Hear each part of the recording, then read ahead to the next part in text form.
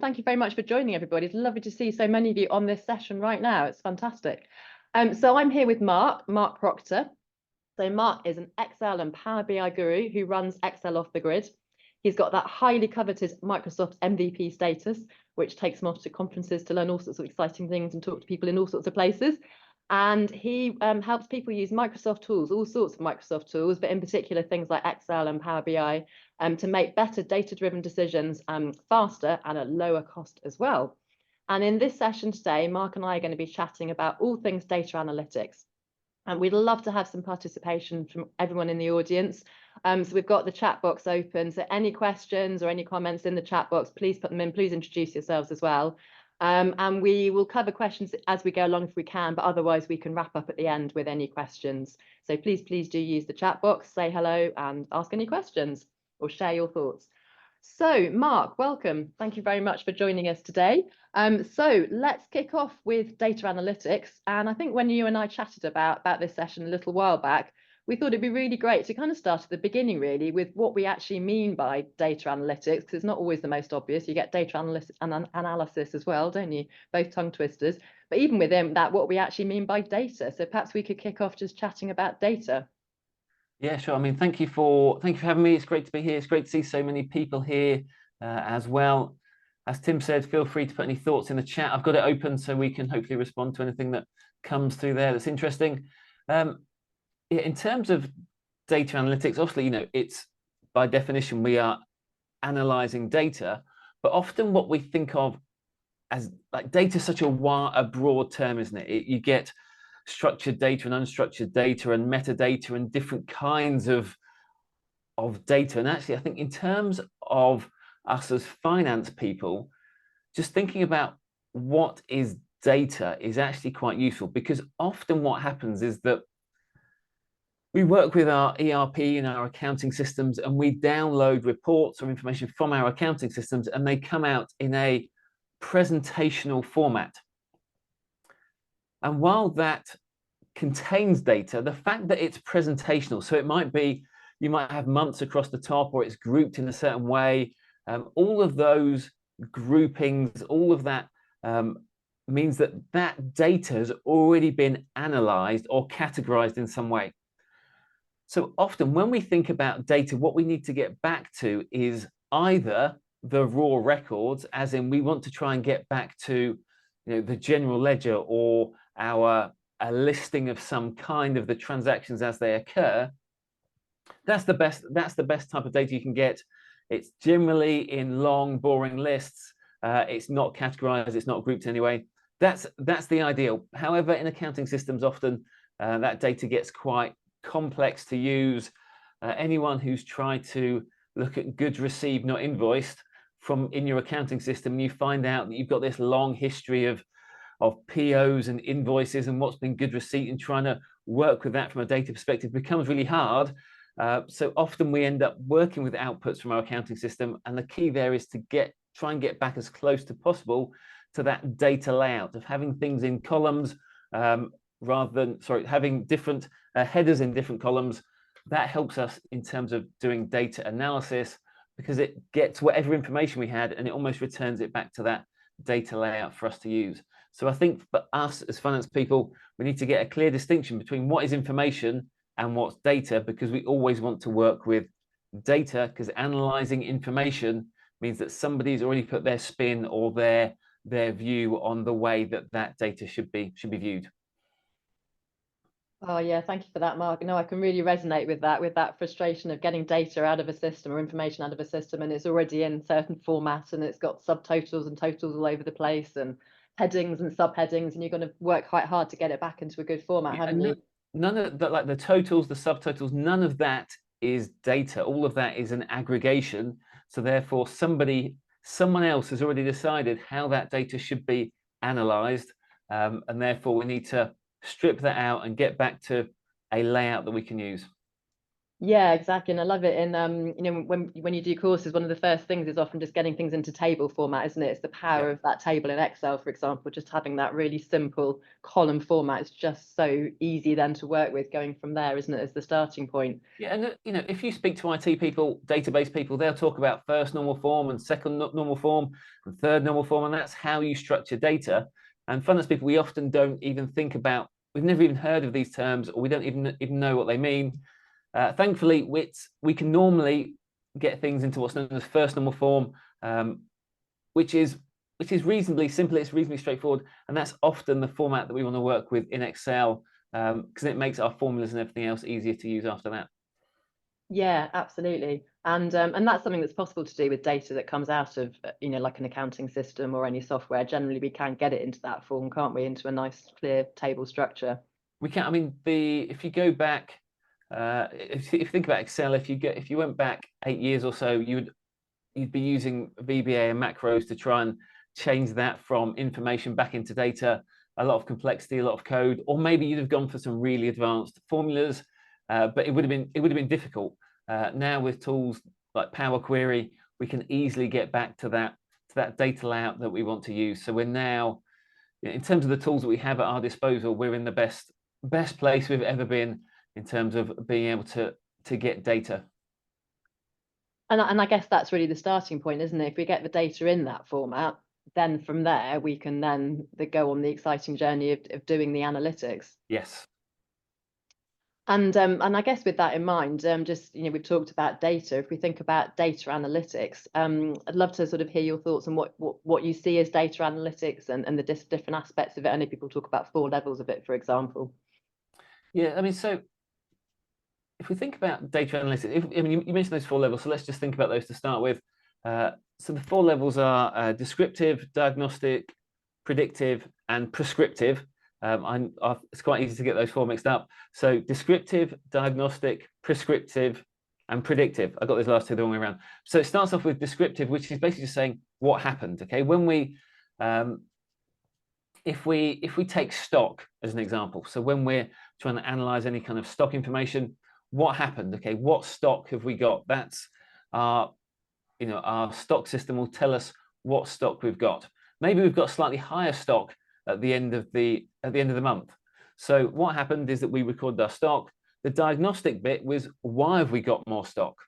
So we might drill in and go and try and understand what's happened, and that generally might involve looking at other information. Because let's say we have got a high stock balance at the end of the month. Why is that? And you drill through and you drill through, and it might turn out that actually, let's say you've got a logistics team of 3, and 2 of them happen to be unwell for the last 3 days of the month. Therefore, less things were dispatched, and your stock goes up. There's just by looking at the data, you can't see that. So that analysis piece also means going out and finding those stories. That gives us the diagnostic bit about why it happened.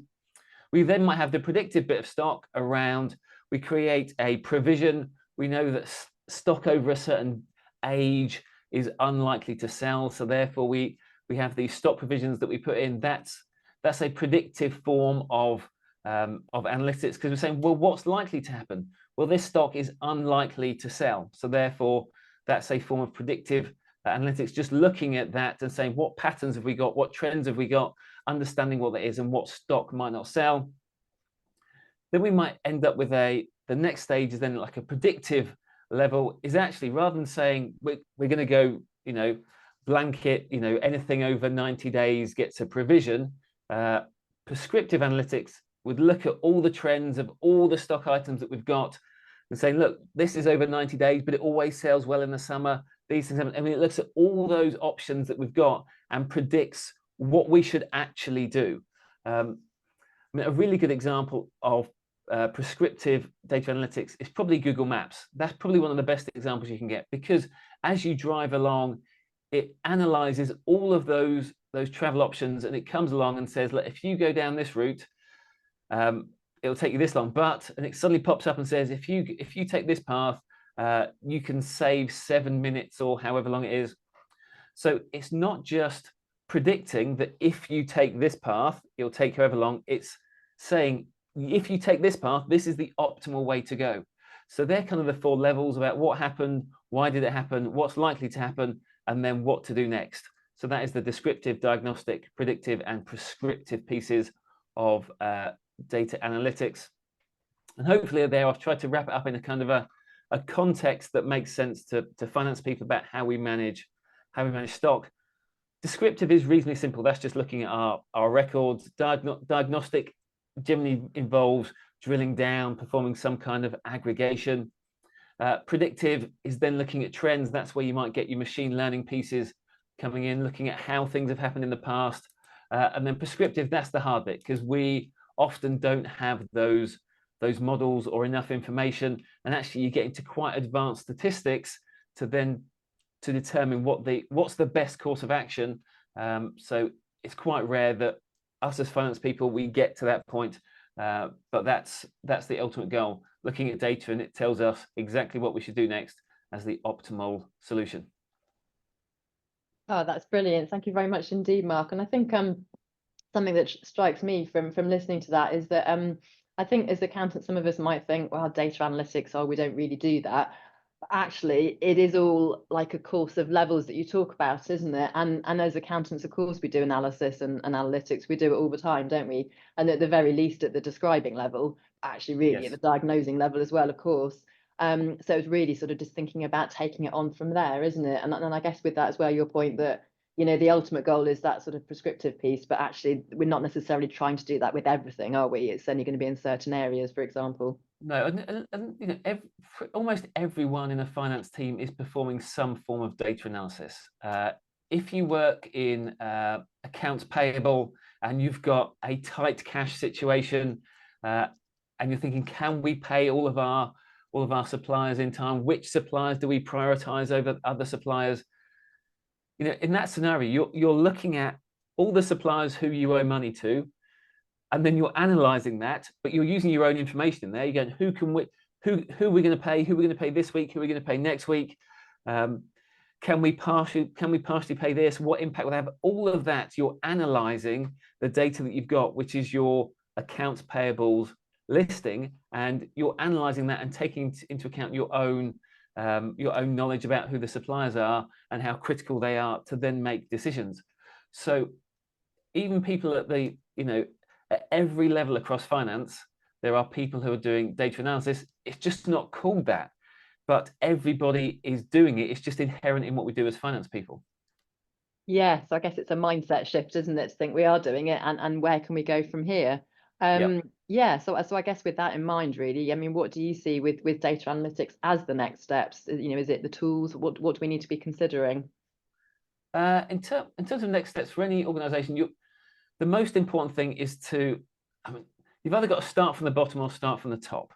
So if you start from the top, it's what are the strategic decisions that are being made by the execs? What information do they need so that they can make those decisions and make those strategic decisions, so they can track how initiatives are going, how our marketing or advertising campaigns are performing, what kind of finding trends as to how maybe products sell, or, you know, that kind of information. If we look at more from the bottom up perspective, we think about it more from, you know, from that accounts payable person, the person in treasury, people who are trying to perform you know, cash flow forecasts and those elements. That is all data analysis. From the top, you've got that we're helping to make decisions. From the bottom of the organization, you've got we're helping to manage our finances in the right way. So I think the first stage is to understand at what level that's operating, and then make sure that we get the tools that meet those requirements.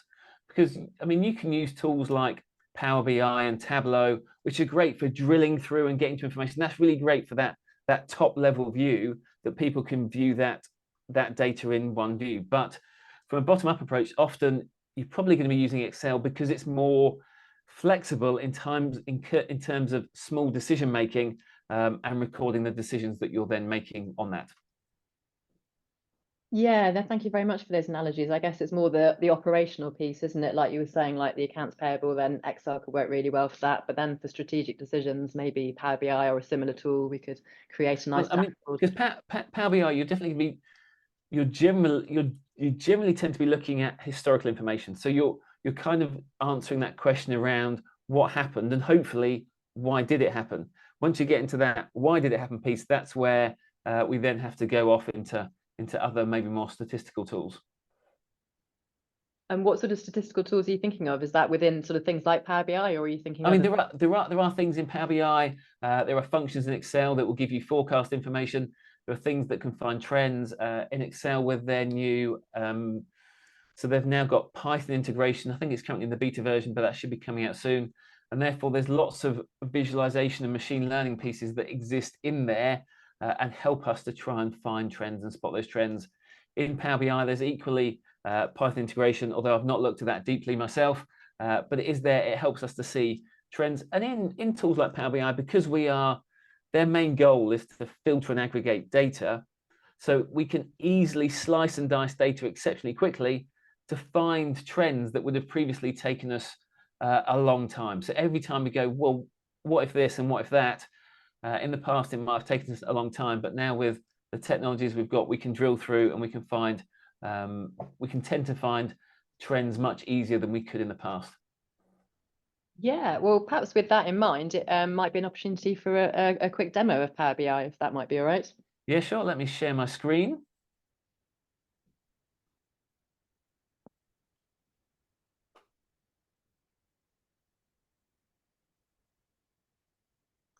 Meanwhile, anyone in the audience, if you've got any thoughts on Power BI or other tools you use or things that you like about it, do pop a message in the chat. We'd love to hear people's thoughts. Yeah, so one of the great things about Power BI is that, so here I've got 4 Excel workbooks.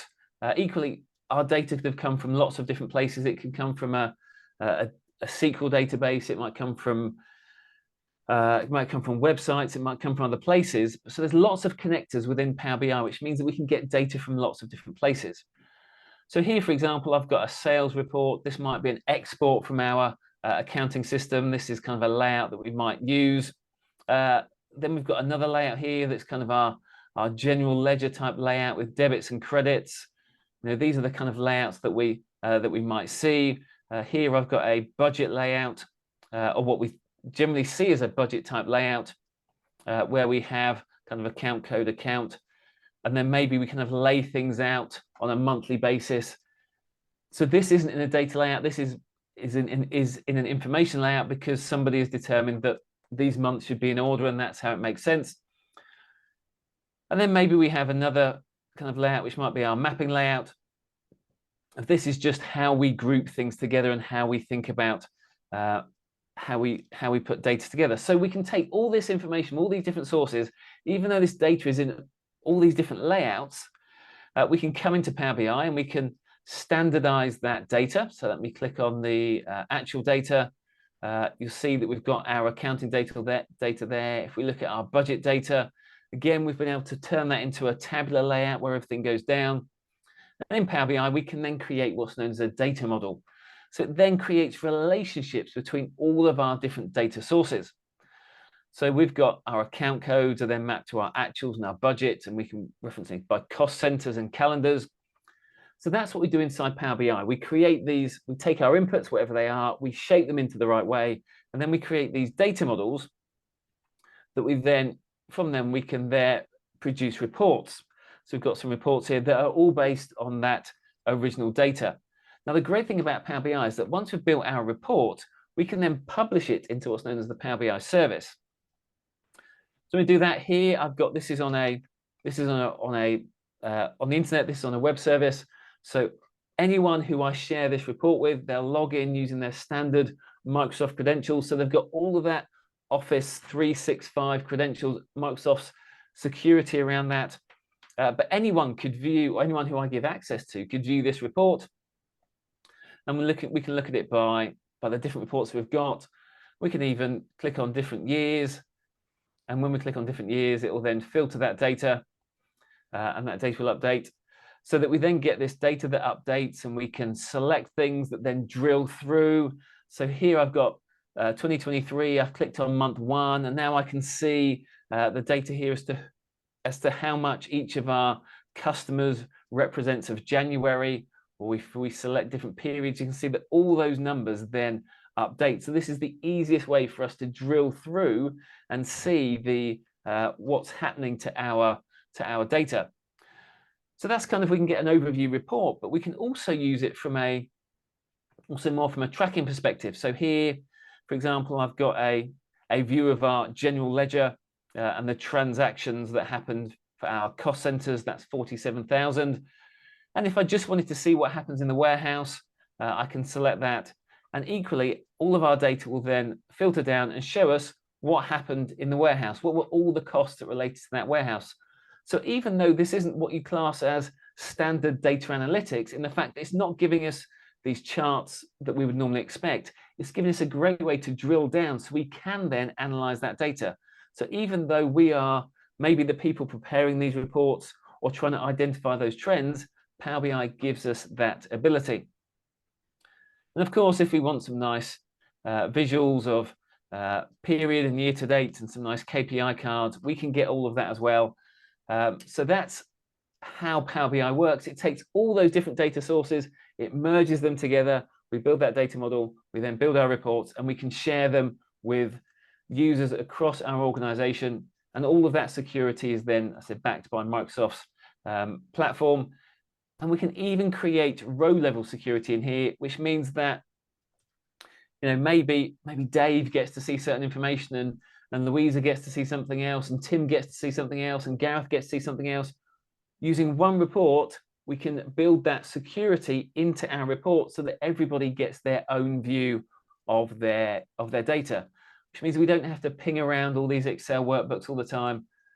People can just log into one place and see the data that they are allowed to see. It's a great tool. It's a great way of saving time, and it's been around since around 2015. So it's starting to take. I mean, it grew in popularity quite quickly, and it's really starting to take hold in terms of use inside organizations. If you've got an Office 365 license, there's a good chance you might already have enough license that you can use Power BI across your organization. If not, the pricing is around, I think, £10 per user per month.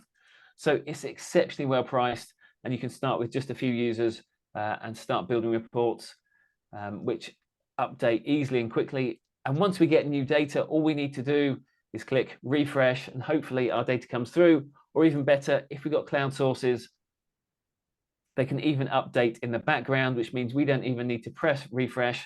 We can set that up so that specific time intervals, the refresh happens automatically in the background, and we don't need to worry about, and the users can come along and just view the information that they need at the time that they want to use it.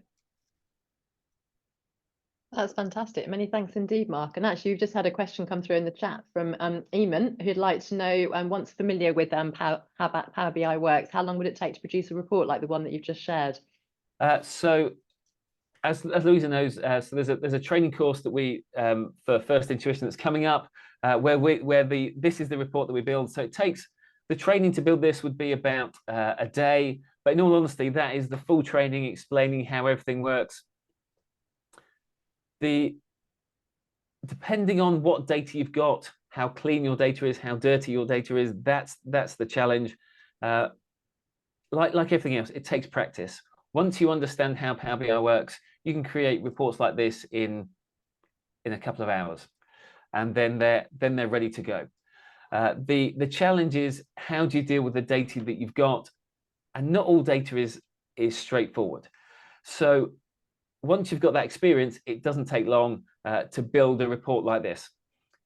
When you're still building up that experience, it takes time to understand how Power BI works, because it deals with filtering and aggregation differently to how we think about it inside Excel. So there's a bit of a mind shift as to how things work. But yeah, within a day, you can learn how to build these types of dashboards, and once you've got experience with that, within a couple of hours, you can build reports quite quickly.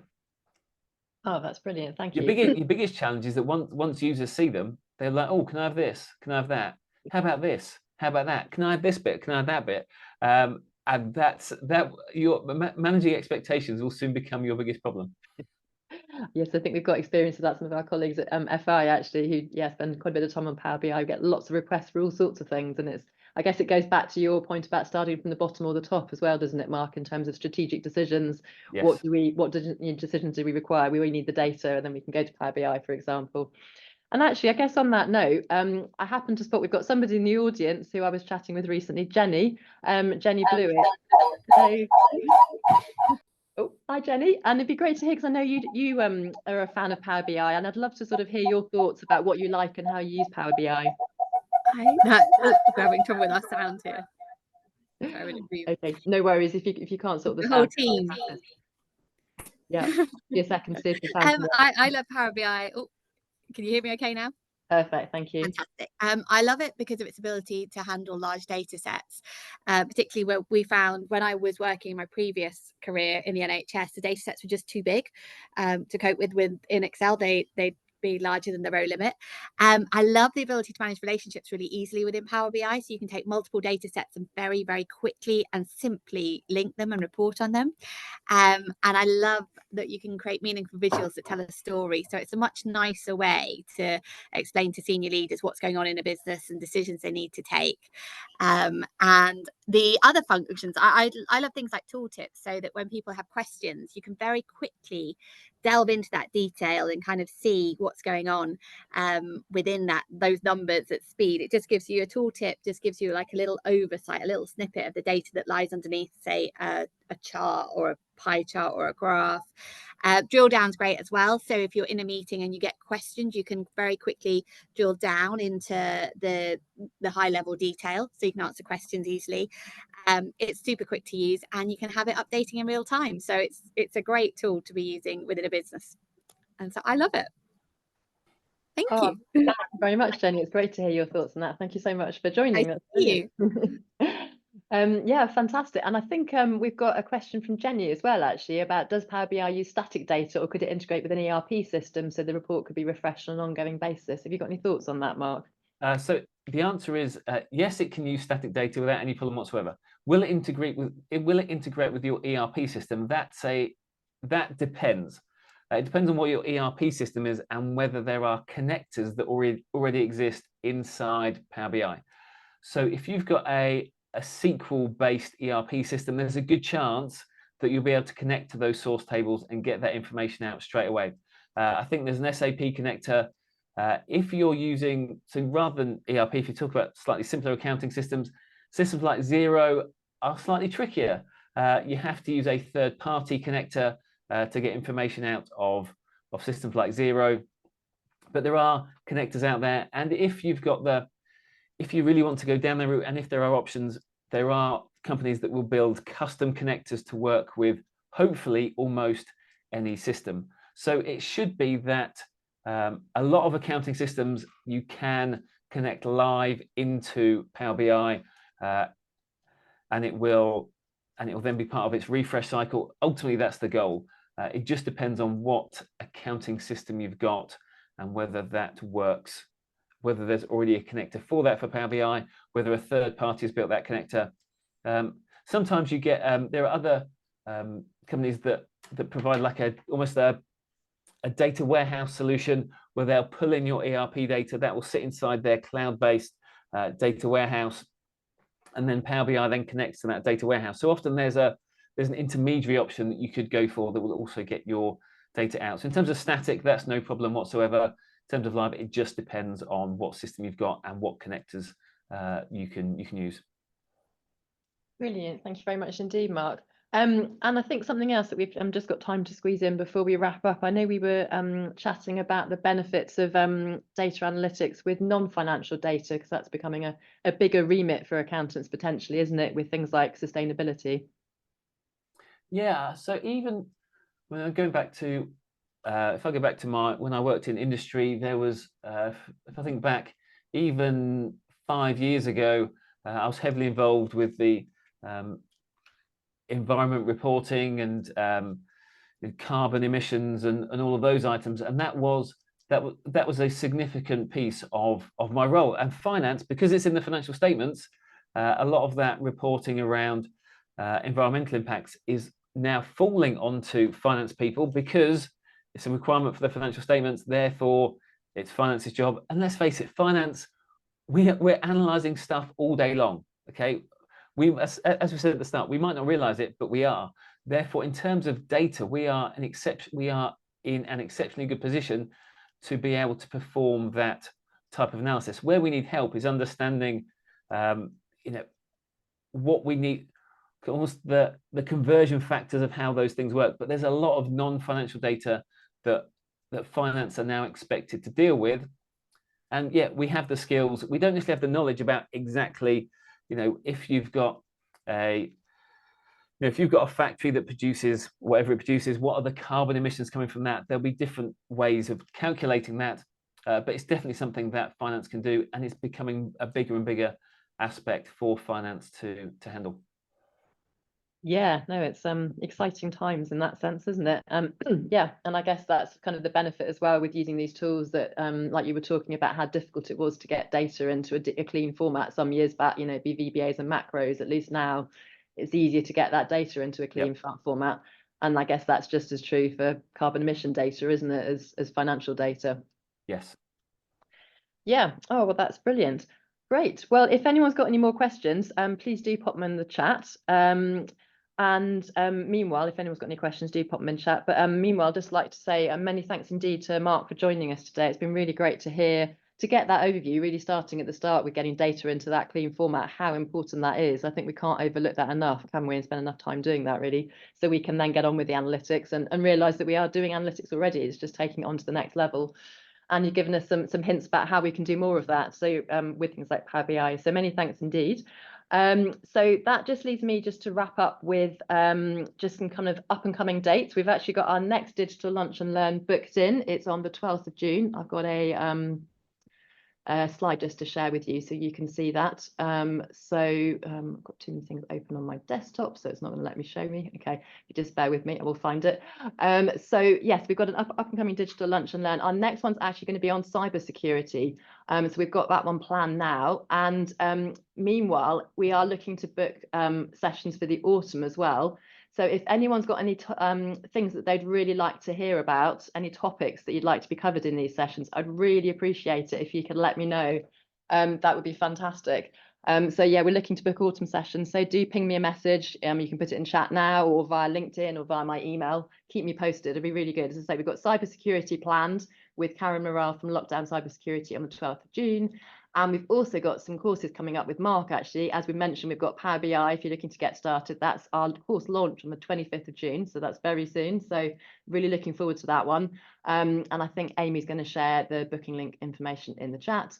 And we've also got our next Power Query course happening to really get that data into a great clean format so we can pull the insights out. That's happening in October. So all the information's on our webpage for those. And obviously any questions, please do give me a shout. So that brings us to the end of today's session. Thank you very much for joining us. I think some great insight there.